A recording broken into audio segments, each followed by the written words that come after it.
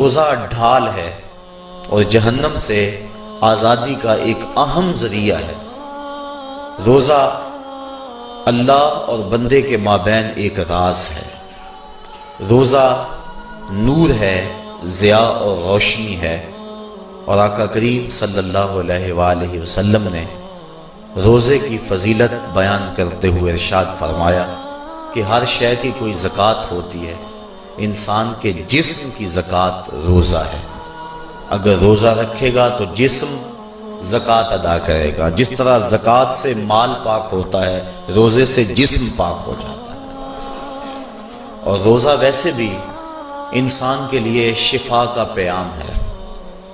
فرمایا کہ سحری کھایا کرو، چونکہ سحری کے کھانے کے اندر بھی اللہ نے برکت رکھی ہے۔ تو یہ ماہ سیام اپنے دامن میں برکتیں لے کر، رحمتیں لے کر نازل ہوتا ہے۔ اس کا پہلا حصہ رحمت، درمیانی حصہ مغفرت، اور آخری حصہ جہنم سے آزادی کا مژدہ جاں فضا ہے۔ حدیث میں آتا ہے کہ اللہ نے میری امت کو رمضان المبارک کے روزے کے حوالے سے 5 چیزیں ایسی عطا کی ہیں جو اس سے قبل کسی امت کو نصیب نہیں ہوئی۔ ایک تو یہ کہ رمضان المبارک کے اندر روزہ رکھنے والے کے معدے سے جو بو نکلتی ہے، اللہ کو وہ مشک سے زیادہ محبوب ہے۔ دوسری بات کہ جب ماہ سیام آتا ہے تو شیاطین کو جکڑ دیا جاتا ہے۔ تیسری بات کہ روزے دار جب تک روزے میں رہتا ہے، فرشتے اس کے لیے مغفرت کی دعائیں کرتے رہتے ہیں۔ اور چوتھی بات، جب ماہ سیام کی آخری رات آتی ہے تو اس کے سارے گناہوں کو بخش دیا جاتا ہے اور اس کو جہنم سے آزادی کا پروانہ مل جاتا ہے۔ بلکہ ایک صحابی نے حضور سے عرض کی کہ آقا کریم، جو یہ جہنم سے آزادی کا پروانہ مومن کو ملتا ہے تو کیا یہ لیلۃ القدر کی رات ہے؟ تو آقا کریم نے فرمایا نہیں، جب مزدور اپنی مزدوری مکمل کرتا ہے، جب اس کی دہاڑی پوری ہو جاتی ہے تو پھر اس کو اس کا مالک کچھ دیتا ہے، تو یہ جو اس کو بخشش اور مغفرت کا مژدہ جاں فضا دیا جاتا ہے، یہ اس کی مزدوری ہے۔ اور فرمایا کہ جو لیلۃ القدر کی برکتیں اس کو حاصل ہوتی ہیں، یہ اس کے علاوہ ہیں۔ اور یہ اللہ تعالیٰ جل شانہ نے خاص کرم نوازی فرمائی بندہ مومن پر کہ اس کو یہ بابرکت رات عطا فرمائی۔ اور 5ویں فضیلت جو اس کو دی گئی روزہ دار کو، اور حضور سے قبل جو امتوں میں لوگ روزے رکھتے تھے، یہ فضیلتیں ان کو نہیں عطا کی گئی۔ جنت کو پورا مومن کے لیے آراستہ و پیراستہ کیا جاتا ہے۔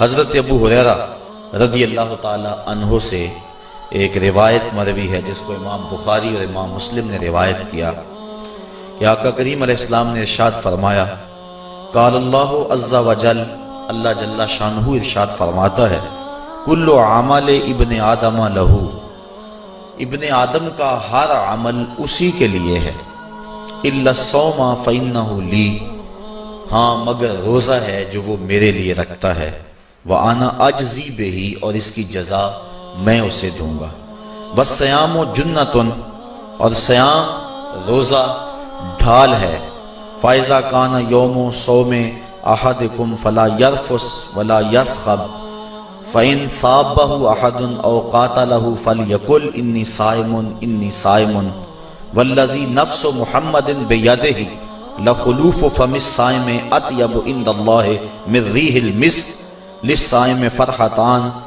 یفرحہما اذا افطر فرح بفطرہ واذا لقی ربہ فرح بصومہ۔ تو فرمایا کہ جب کوئی شخص روزہ رکھتا ہے تو اس کا یہ عمل اللہ کے لیے ہے اور اللہ تعالیٰ اس کی جزا دے گا۔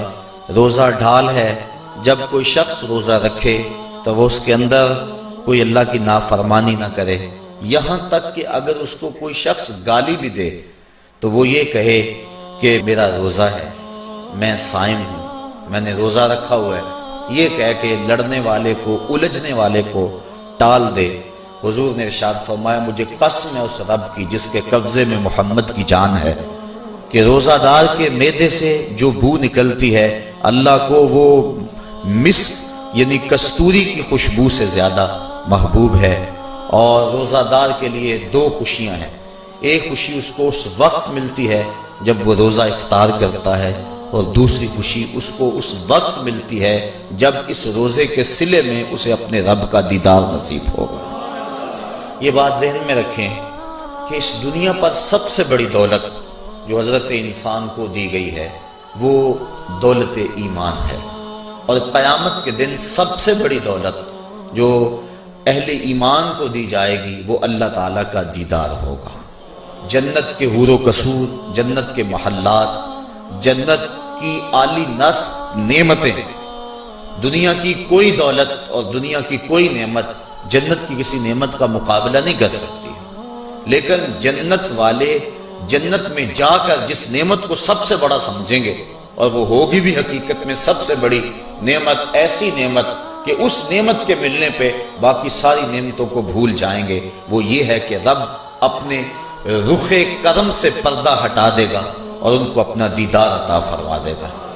تو یہ سب سے بڑی دولت جو مومن کو آخرت میں نصیب ہوگی یہ روزے کے صلے میں نصیب ہوگی۔ یہ روزے کا وہ ثمر ہے، یہ روزے کا وہ پھل ہے جو اللہ اہل ایمان کو قیامت کے دن عطا فرمائے گا۔